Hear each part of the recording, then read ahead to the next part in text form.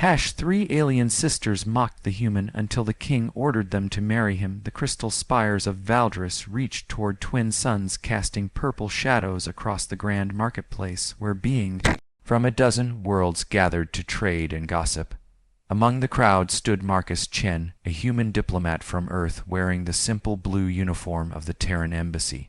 His presence drew curious stares and whispered conversations, as humans were still considered oddities in this corner of the galaxy.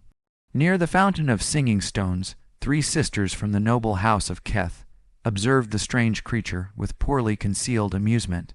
Lyra, the eldest, possessed skin that shimmered like liquid mercury and eyes that held the depth of ocean trenches. Vera, the middle sister, bore scales that shifted from emerald to sapphire, depending on her mood, while her movements carried the fluid grace of a dancer. Nina, the youngest, had features carved from living starlight, with hair that moved like solar wind and a laugh that could charm kingdoms. The three sisters exchanged glances loaded with mischief as they watched Marcus struggle to communicate with a vendor selling exotic fruits. His translator device seemed to malfunction every few words, causing him to gesture wildly while attempting to purchase something as simple as lunch. Lyra leaned toward her sisters with a cruel smile playing at her lips. She spoke in their native tongue, knowing the human could not understand. The primitive creature cannot even feed itself properly. Look how it flails about like a newborn trying to walk. Vera giggled behind her hand as she watched Marcus accidentally knock over a display of crystalline ornaments.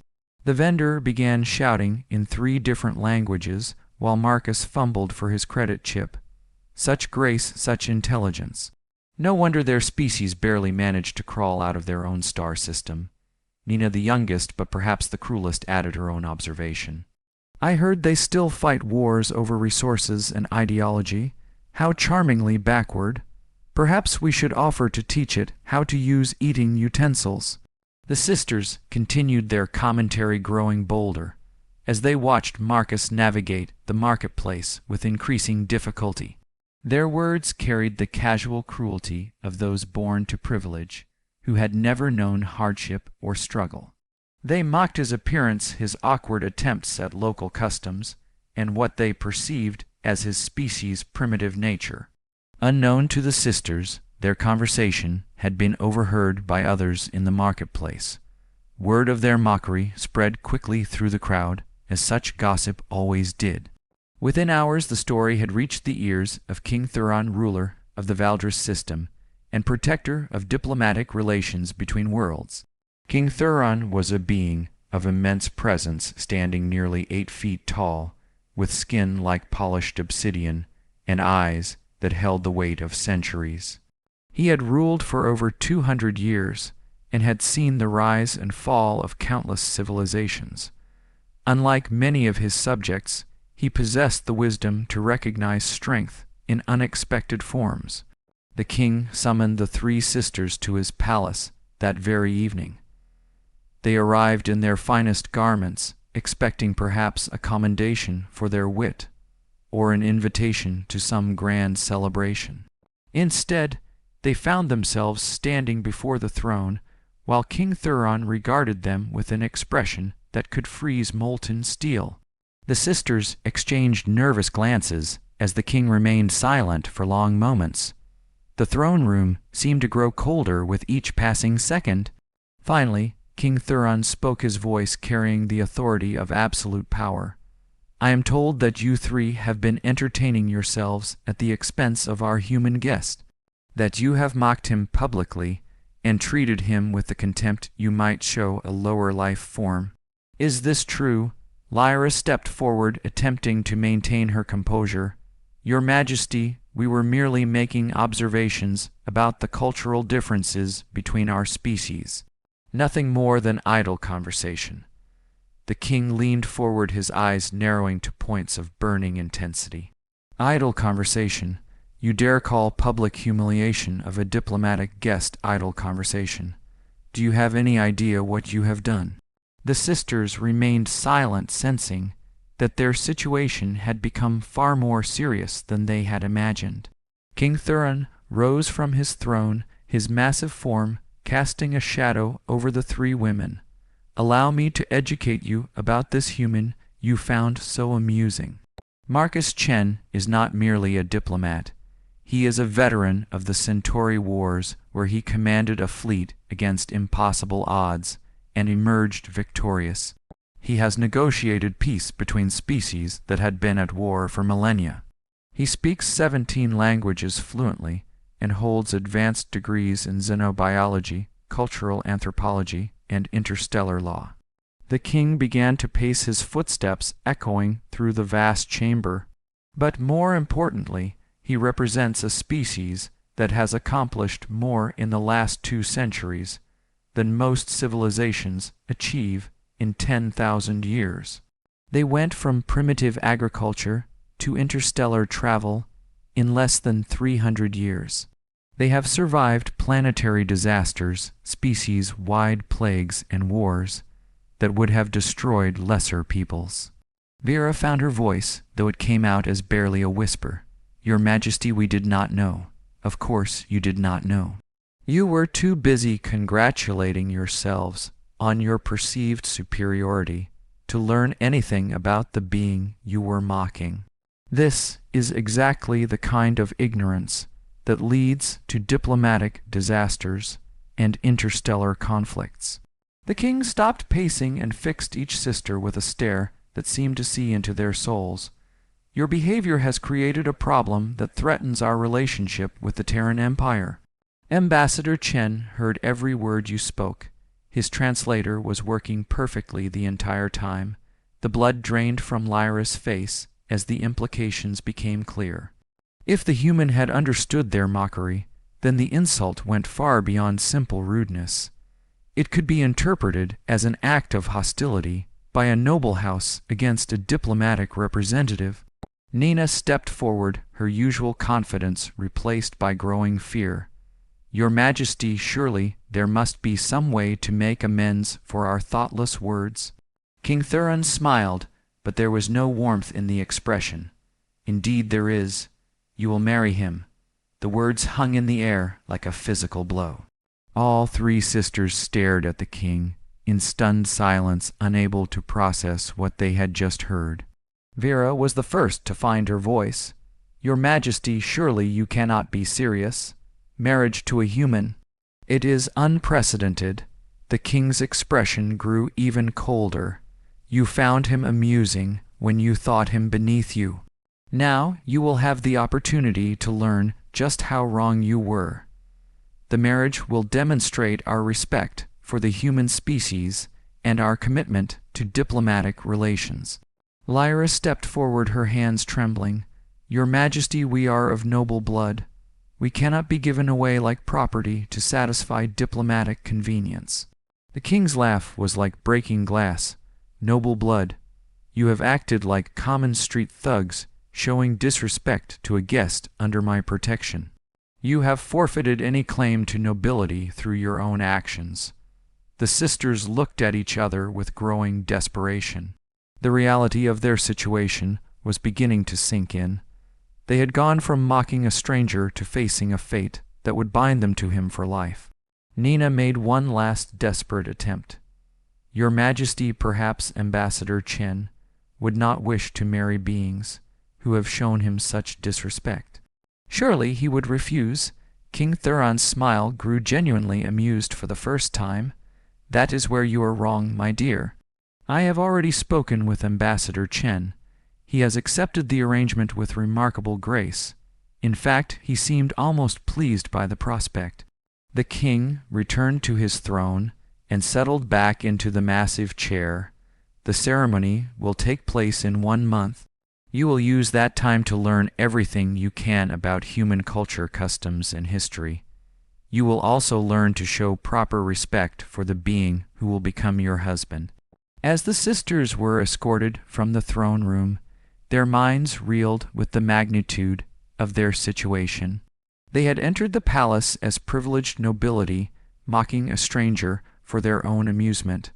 They were leaving as unwilling brides to the very being they had ridiculed. The news of the impending marriage spread through the palace and beyond like wildfire.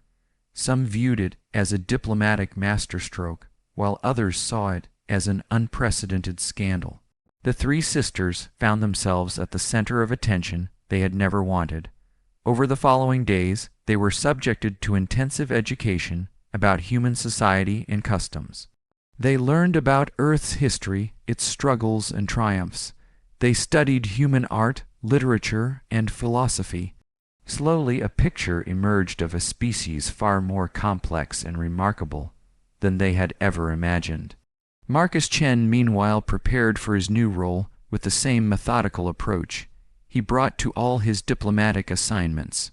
He studied Valdris culture, learned the customs surrounding marriage, and began to understand the three women who would become his wives.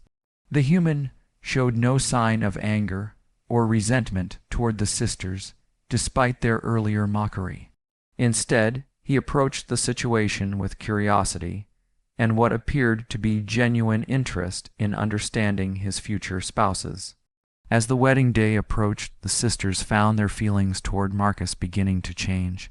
The more they learned about humans in general and Marcus in particular, the more they began to understand the magnitude of their initial misjudgment. The wedding ceremony itself was a grand affair attended by dignitaries from across the galaxy. The three sisters stood before the altar in traditional Valdris wedding attire, while Marcus wore the formal dress uniform of the Terran embassy.